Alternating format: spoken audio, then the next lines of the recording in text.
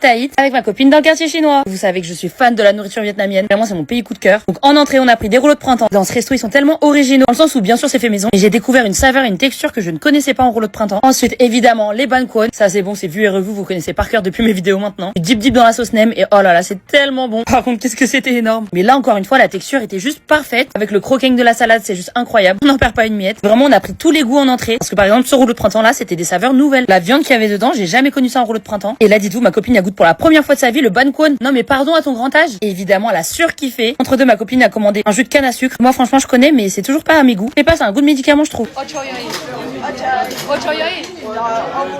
Ouais, j'ai appris oh mon dieu. C'est pas trop cool.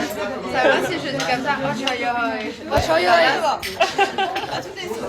Vraiment, c'est ça que j'adore dans le quartier chinois. C'est juste tellement convivial. Je dirais que les Parisiens aigris, ils le sont plus dans le 13e. Pour le plat, j'ai pris un truc que je ne connaissais pas du tout. C'est vrai que la spécialité ici, c'est le pho. Mais je connais tellement par cœur que j'avais envie d'autre chose, de découvrir quelque chose que je connaissais pas. Parce que moi, vous savez, je suis tellement curieuse. Hein? Merci. Je l'ai vu dans ma caméra, j'ai peur.